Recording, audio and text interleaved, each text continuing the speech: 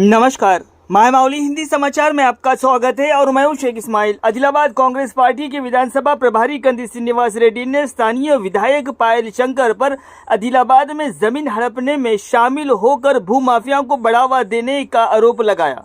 सोमवार को अपने कैंप कार्यालय में मीडिया से बातचीत में उन्होंने विधायक पर जमकर निशाना साधा। उन्होंने आरोप लगाया कि वो सरकार द्वारा आवंटित जमीनों पर कब्जा कर रहे हैं और गरीबों का पैसा चुरा रहे हैं। इसके अलावा उन्होंने कथित तौर पर उन लोगों पर शारीरिक हमला भी किया है जिन्होंने उनके अन्याय का विरोध भी किया है और उनके अन्याय पर सवाल उठाया है। वो अपनी आर्थिक और राजनीतिक उन्नति के लिए किसी की भी जान कुर्बान करने को तैयार है, ऐसा उन्होंने आरोप लगाया और कहा है कि अंत में उन्होंने अपने बेटे को भी हमला करने के लिए उकसाया है, जो बहुत गुस्से में है और कुछ भी नहीं जानते। उन्होंने कांग्रेस सरकार के मंत्रियों की आलोचना करते हुए कहा है कि उन्हें डर है कि उनके भ्रष्टाचार और अवैध गतिविधियों का खुलासा हो जाएगा। उन्होंने बताया कि एक दो मंत्रियों ने खुद उन्हें ये बात बताई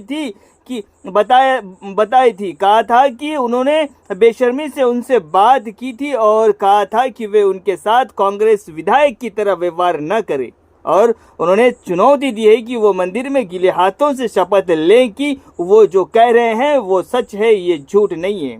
उन्होंने एक बार फिर से सभी को कल तक उनकी चुनौती का जवाब देने की चुनौती दी है। उन्होंने कहा है कि कांग्रेस पार्टी ऐसे जमीन हड़पने वालों को कभी माफ नहीं करेंगी। इसके बाद उन्होंने हाल ही में आयोजित भूभारती सम्मेलन में भाग लेने के लिए मंत्री पोगुलेटी श्रीनिवास रेड्डी और प्रभारी मंत्री सीतक्का को धन्यवाद दिया और उन्होंने कार्यक्रम में भाग लेने वाले और इसे सफल बनाने वाले नेताओं को, अधिकारियों को, किसानों को, लोगों को और अपने प्रशंसकों को प्रति आभार व्यक्त करते हुए कहा है कि ये बहुत बड़ी सफलता थी।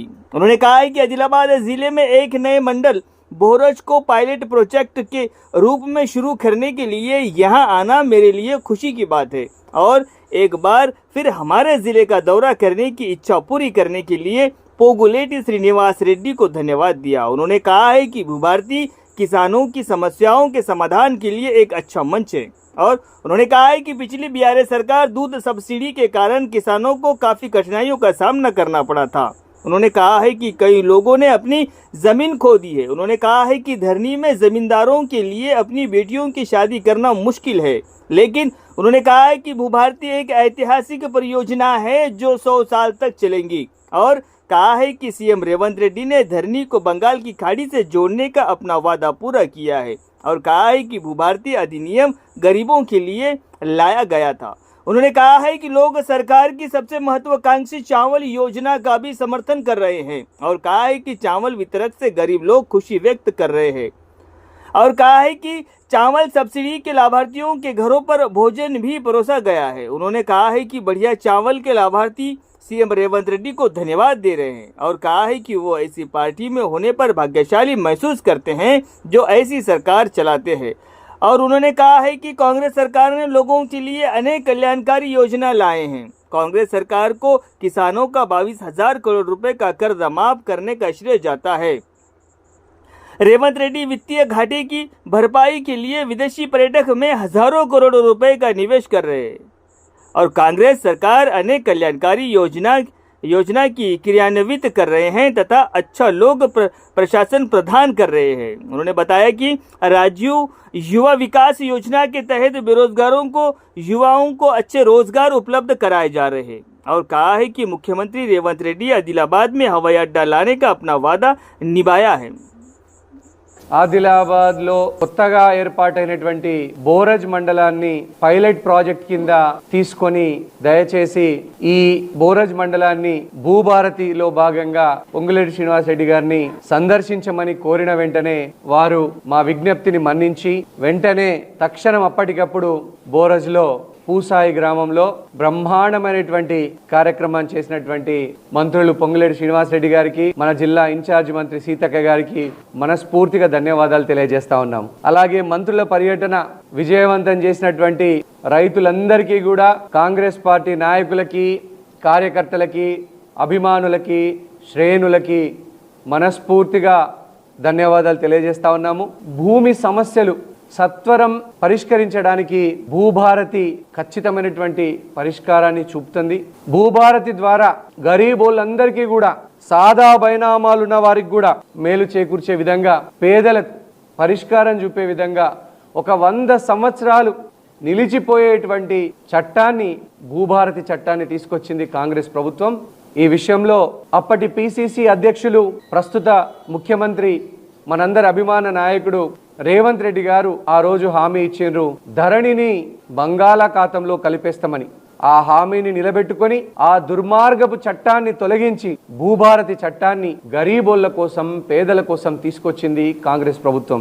దీనికి మన ముఖ్యమంత్రి రేవంత్ రెడ్డి గారికి, రెవెన్యూ మంత్రి పొంగులేటి శ్రీనివాస్ రెడ్డి గారికి ఆదిలాబాద్ జిల్లా కాంగ్రెస్ పార్టీ తరఫున మనస్ఫూర్తిగా మా ధన్యవాదాలు తెలియజేస్తా ఉన్నాం. ఇక మన ఆదిలాబాద్ లో జరుగుతున్నటువంటి ఎమ్మెల్యే పాయల్ శంకర్ యొక్క భూ కబ్జాలు, దారుణాలు, ల్యాండ్ మాఫియా, భూముల్ని కబ్జా చేసే మాఫియాని పెంచి పోషిస్తున్నటువంటి పాయల్ శంకర్ గారు ప్రజా సంక్షేమం గాలికి వదిలిపెట్టి పైరవీళ్లల్లా, కబ్జాలల్లా వ్యక్తిగత ఆస్తులు సమకూర్చుకోవడం కోసం ఎంతకైనా తెగిస్తా ఉన్నారు.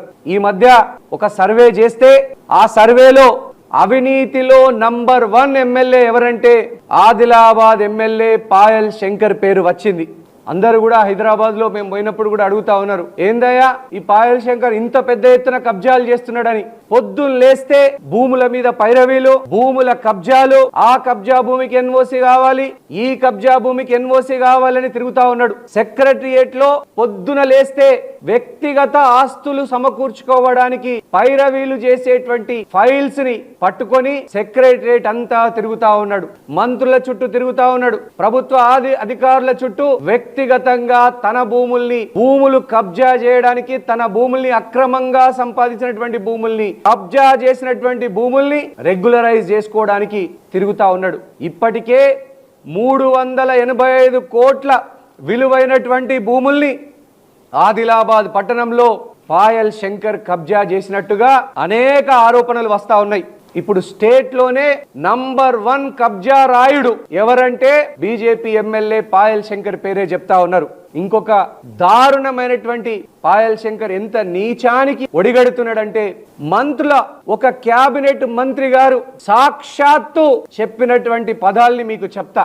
ఒక కీలకమైనటువంటి క్యాబినెట్ మంత్రి గారు పాయల్ శంకర్ యొక్క భాగోతాన్ని నాకు వ్యక్తిగతంగా చెప్పడం జరిగింది. అతను ఏమంటుండంటే, నేను మీ కాంగ్రెస్ పార్టీ ఎమ్మెల్యే అనుకొని నడవండి, కాంగ్రెస్ పెద్దలతో బీజేపీ ఎమ్మెల్యే పాయల్ శంకర్ దొంగ నాటకాలు, రాయబారాలు, నేను మీ కాంగ్రెస్ ఎమ్మెల్యే అనుకొని నడవండి.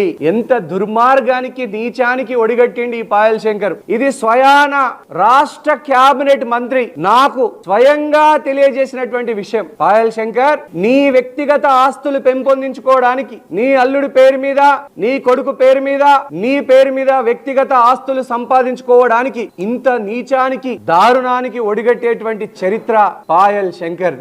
నేను పాయల్ శంకర్ కి ఒకటే చెప్తా ఉన్నా, నువ్వు నిజంగా నేను మీ కాంగ్రెస్ పార్టీ ఎమ్మెల్యేనే అని అనుకుని నడవండి అని. నువ్వు ఖచ్చితంగా రాష్ట్ర మంత్రుల చుట్టూ తిరుగుతా ఉన్నావు పైరవీల కోసం, నీ కబ్జా భూముల్ని రెగ్యులరైజేషన్ కోసం.